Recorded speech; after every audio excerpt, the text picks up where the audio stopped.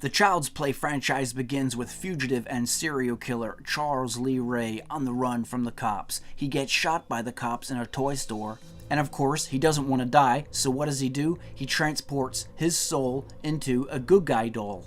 Andy Barclay, one of the main characters of the franchise, lives at home with his mom in Chicago, and he really wants a good guy doll for his birthday. But money's tight at home, and when he doesn't get one, he's pretty bummed. But Andy's mom's friend, Maggie, knows where she can get one. Maggie takes Karen, Andy's mom, to a back alleyway where some homeless guy has a good guy doll for sale.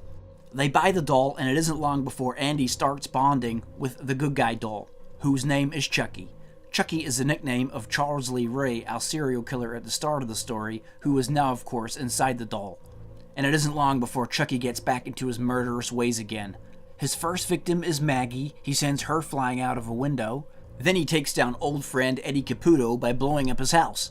When Andy's asked how Maggie died, he says Chucky did it, and then they send him away to a psychiatric hospital. No one believes Andy that Chucky is responsible for all these deaths.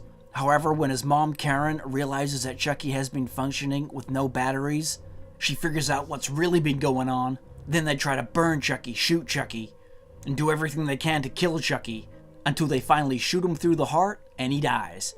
Set 2 years after the events of the first film, we have Andy Barclay, who is now in foster care, living with Joanne and Phil Simpson. And as he soon discovers, the very cool chick, Kyle. As the two adoptive kids of the Simpsons, Kyle and Andy start to form a bond. Things are going well for Andy, it seems, but it isn't long before Chucky reappears and starts meddling in Andy's life once again. He follows Andy to school one day, killing his teacher, and then he kills Andy's adoptive dad, Phil. How's it hanging, Phil? And Joanne. This all leads to the now infamous finale at the toy factory, where Kyle and Andy battle Chucky to the death. They try everything they can to kill Chucky. Andy pours hot molten plastic onto the doll, and then finally Kyle shoves a high-pressure hose into the doll's mouth and explodes Chucky. Like everywhere. An epic finale indeed.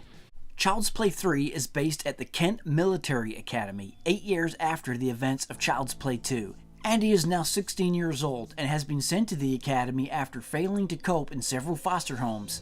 A package arrives for Andy, but Tyler, a young kid, intercepts the package, realizing it's a good guy doll. Remembering the rule that Chucky can possess the first person who learns his true nature and that he has a new body, Chucky tells Tyler his secret, which makes Tyler a target for Chucky for the rest of the movie. Chucky is at his carnage-wielding best in this movie as he takes down a garbage truck driver, gives the colonel a heart attack, then kills the camp barber after he tried to shave Chucky's hair off.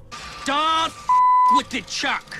In our finale at a fake haunted house at a nearby carnival, we see Chucky once again trying to possess Tyler's soul. However, Andy intervenes, shooting him several times. Andy then uses Tyler's knife to cut off Chucky's hand, which drops the killer doll onto a giant fan, which ultimately destroys him. The Bride of Chucky starts with Tiffany Valentine, a former lover and accomplice of Charles Lee Ray, bribing a police officer into giving her the dismembered Chucky doll parts from an evidence locker, which is full of all sorts of cool stuff. She gets the doll parts and stitches Chucky back together. She successfully brings Chucky back to life. However, upon realizing that Chucky doesn't want to marry Tiffany, Tiffany gets really mad and locks him in a playpen.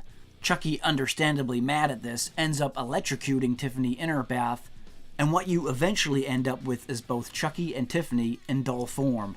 They are both desperate to break out of their doll form and be human again, and the only way to do that is to get the amulet from around the neck of Charles Lee Ray, the one who died back in Child's Play 1. So they have to go dig up his grave to do that. This leads Chucky and Tiffany on a wild adventure full of thrills, spills, and kills. Chucky and Tiffany eventually get to the gravesite and get the amulet they wanted, but just as Chucky begins the incantation, he gets stabbed in the back by Tiffany.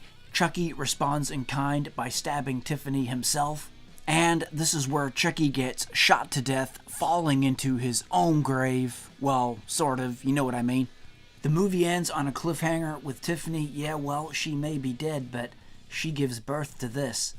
And that leads us right into Seed of Chucky. Seed of Chucky is based around this. Chucky and Tiffany's son, daughter, child, we'll say, child. Being born right at the end of Bride of Chucky, Glenda/Glenn finds himself in a prop room which contains the Chucky and Tiffany dolls. Glenn uses the Heart of Damballa, a voodoo amulet, to bring them back to life. Chucky wants their child to be a son, while Tiffany wants it to be their daughter, which leads to Glenda becoming very confused. Adding to all that confusion, we even have the real-life Jennifer Tilly being added to the cast here, and she ends up getting impregnated by Chucky. Glenn/Glenda is not happy with his parents being the murderous type, so he actually ends up killing Chucky. Tiffany survives, however, as she is transported into the body of Jennifer Tilly, which is her anyway, right? So, how can I sum up this movie? Well, I think Chucky himself said it best. I can't think of a thing to say. Curse of Chucky begins when a mysterious package arrives in the mail at the home of paraplegic Nika Pierce and her mother, Sarah. And what is the contents of this mysterious package? Well, Chucky, of course. Chucky's arrival at the house is no random occurrence. He knows the family from when he was back in human form as Charles Lee Ray.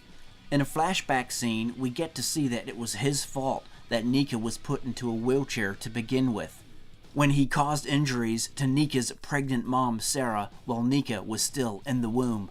Nika finds this out at the end of the movie while battling Chucky in a ferocious fight.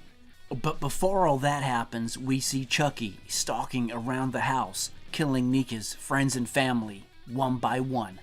When an officer arrives at the house at the end of the movie, he sees Nika holding a bloody knife, and therefore she gets blamed for the bloodshed left around the house.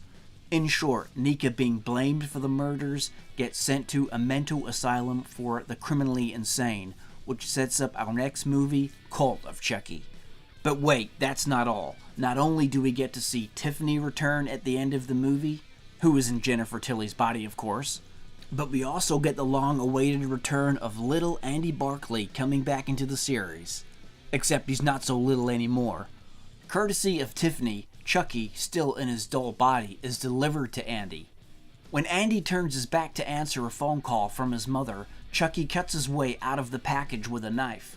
Chucky looks around the house, only to have Andy pointing a shotgun at him. Andy tells Chucky, "Play with this," before shooting him in the head. As Cult of Chucky begins, we see Andy, who still has the head of Chucky, repeatedly torturing it at will. Nika has now been transferred to a medium security psychiatric hospital, and we get not only one, not only two, but 3 Chucky dolls running around in that hospital, with one of the dolls being brought in by Tiffany herself.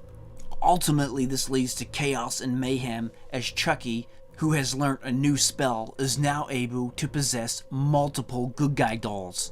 And these good guys rain havoc, taking out anyone they need to in their way so they can eventually get to Nika and possess her soul. But not unless Andy's got something to say about it. Determined to end the carnage and save Nika, Andy commits himself into the institution by assaulting one of the security guards. But he can't stop one of the Chucky dolls transferring its soul into Nika.